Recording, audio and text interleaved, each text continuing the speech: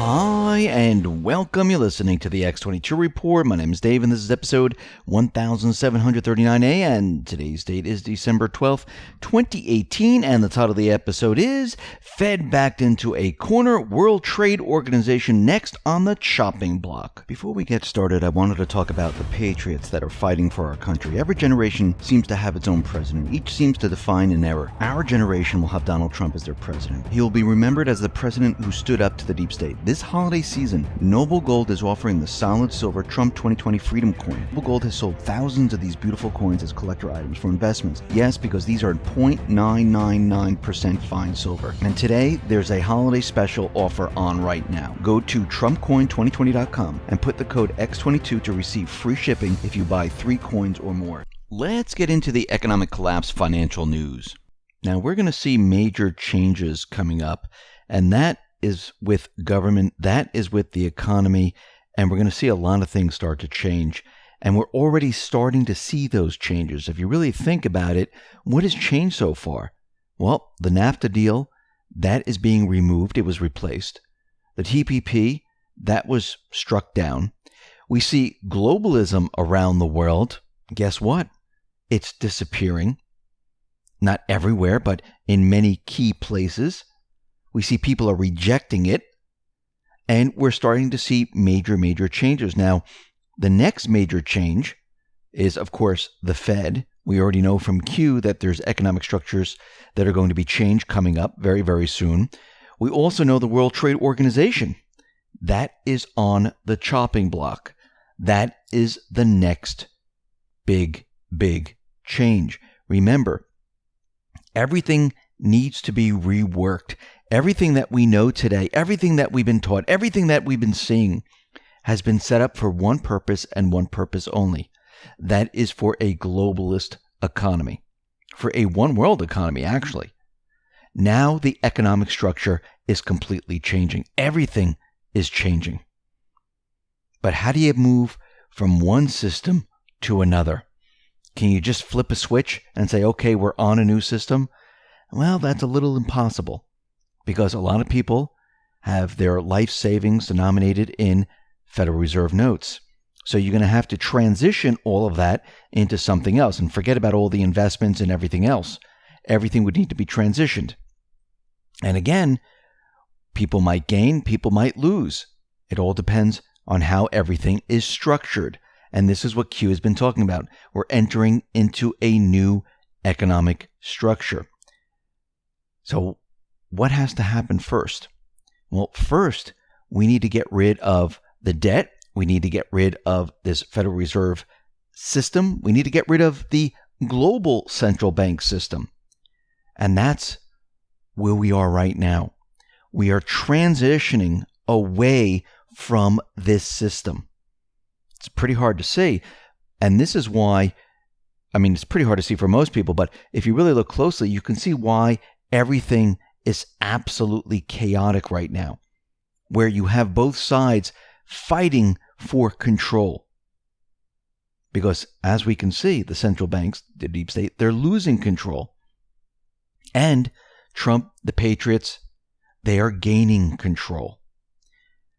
But you're going to see hiccups in the system. Actually, a little bit more than hiccups, but let's just call them hiccups. You're going to see things go crazy. And we've been seeing this for quite a while, because the plan before was completely different. They were going to bring this entire economic system down. Now, that's not the case, but we're still on that same trajectory. But the outcome is a lot better. If we look at like Dick's Sporting Goods right now, they're going to be closing about 35 stores. Now, we had this whole gun issue and things like that, and a lot of people stopped, going to those stores. But is this the only reason why they're having trouble? Actually, they announced they were having trouble way before that, way before the incident where they decided not to sell weapons anymore. And we've seen this with many other stores where sales have dropped off. And we need to remember, why are sales dropping off? Sales are dropping off because people don't have the high-paying jobs. Yes, they might have a job, but working 1 hour a week or having one part-time job, 2 part-time jobs counted as a full-time job, that's not the kind of work that we're all looking for. We're looking for that high-paying job that we can stick with.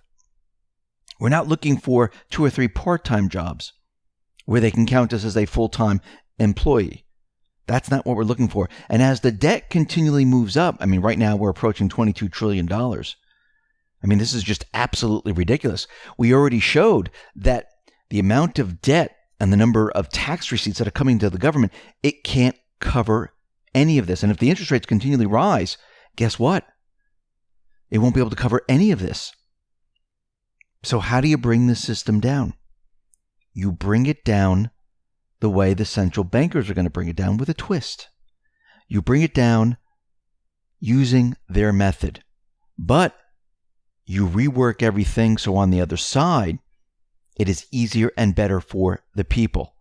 We're not just transitioning from one central bank system into another central bank system. We're transferring out of a central bank system into a people-governed economic system. It's a very, very big difference.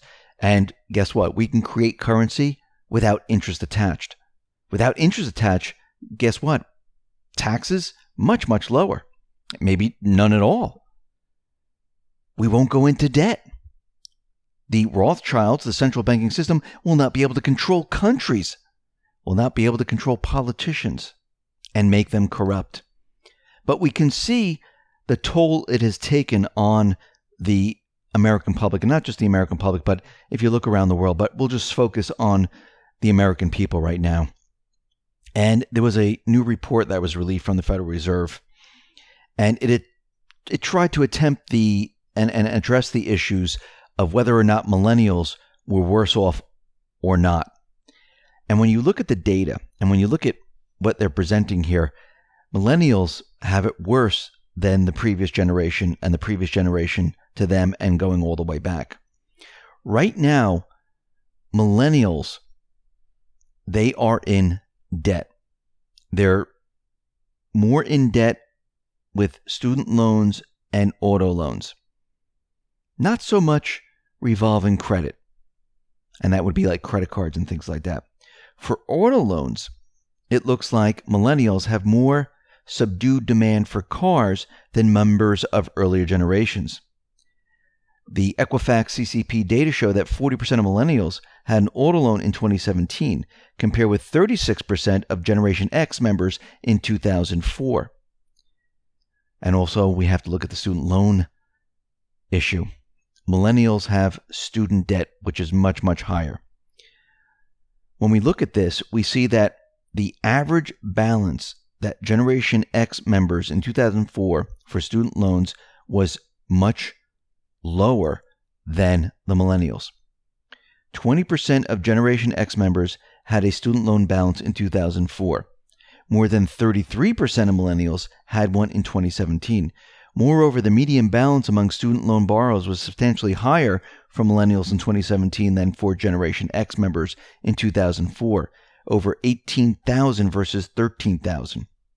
Accordingly, the average student loan balance for millennials in 2017 was more than double the average loan balance for Generation X members in 2004. So millennials have a lower net worth than any other age cohorts at the same stage. And the report paints a picture of younger workers who have fewer assets, lower incomes, and more student debt. This is what it looks like when you're in a central bank system. And remember, we talked about going back in time. In the beginning phases of a central bank system back in the 70s when we came off the gold standard, it was great because they were creating a lot of currency. Interest rates were high, trying to control coming off the gold standard. So what do you see back then? A huge amount of inflation. People's salaries went up, housing prices went up, everything was moving up. So everyone felt like they were doing a lot better. But little did they know that this is how the central bank system works. And as you move into the middle part of the central bank system, they have to open up credit because this is the only way people can afford things. Then at the end stage of the central bank system, all you're using is credit. You can't even live on your income. Wages decline. Interest rates decline. Debt continually rises. And every generation, people get worse off and worse off and worse off as time goes on. And that's what we're seeing right now. We're seeing the central bank system completely implode on itself. And the people are feeling the effect of when and how the central bank system implodes. Usually they cover this up, but they can't do it right now. We see right now that China has just purchased 500,000 tons of U.S. soybeans. And we haven't seen this since the tariffs were in place back in July. So China right now, they are purchasing soybeans once again. Now we know that Trump was out there and he was saying that, listen, the World Trade Organization does not work for the United States. It does not fit what we want to do here.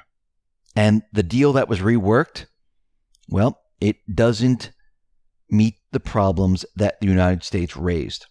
I know that India, China, and many other countries were working with the World Trade Organization coming up with a new deal. Trump's administration says the World Trade Organization is dysfunctional because it has failed to hold China to account for not opening up its economy as envisaged when Beijing joined the body in 2001. To force reform at the World Trade Organization, Trump's team had blocked new appointments to its trade court, which is now rapidly running out of judges, meaning it will be unable to issue binding rulings in trade disputes. Trump has even threatened to withdraw the United States from the World Trade Organization.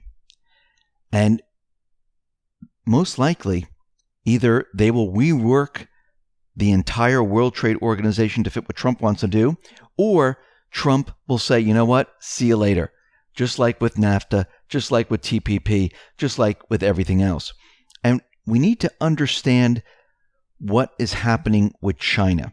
Remember, China was being molded to be the next powerhouse for the Rothschild central banking system. So everything that we are seeing Trump do to China, he's reversing everything that was being done to make China the next world power and have the central bank take it over. This is why Trump has been battling with China. Now, not with Xi Jinping, but with others within China that were part of the deep state, where certain secrets were being sold to them. They are getting prepared and ready to be the next powerhouse of the world. Everything needs to be reversed. Everything that we are seeing right now needs to be reversed. And this is why Trump is so hard on these countries, so hard on trade deals, so hard on all of these things. Because all these years, going all the way back where they had so much time to move everything out of this country, he has to do what? He has to bring all of this back and make it economically feasible for companies to say, you know something? We should really do business back in the United States. Why are we out in these foreign countries? Because look what the United States is doing now. They're giving us tax benefits. It's beneficial for us to come back to the United States. And this is what he's been trying to do. This is why he's been reworking all these trade deals. This is why he's been getting rid of the globalist deals. And it takes time. It cannot be done overnight. And it looks bad in the beginning. It's almost like a drug addict who is trying to get off drugs and goes through withdrawals. We're going through the withdrawal stage right now. And of course, people are saying, see, it doesn't work. Oh, see what's happening here? No, this is what it looks like before we get to the other side. It's part of the transition. But make no mistake, you're going to have to be ready and prepared for when that time comes where we start moving off of the central bank system, when their books are opened, when they're audited, and the people around the world learn the truth. That's what you have to be ready for. That's when people are going to say, whoa, what happened here? Just like in Cyprus, just like in Greece, where all of a sudden the central bankers closed down the banks in Cyprus, people didn't know what to do. In Greece, people started to take their money out because they saw what happened in Cyprus. This time around, of course, the central bankers are going to try to fight back. Of course, they're going to lose. But there's going to be chaos because people are not going to understand what is going on here. And yes, there might be bank runs. Yes, people might run to the store and try to buy up as much as they possibly can. Yes, we might see inflation. Yes, we might see credit freeze up. These are all possibilities. But we need to be ready and prepared for all of these. Listen, everyone, thanks a lot for listening. Be well, be safe, and especially be prepared. Thanks a lot.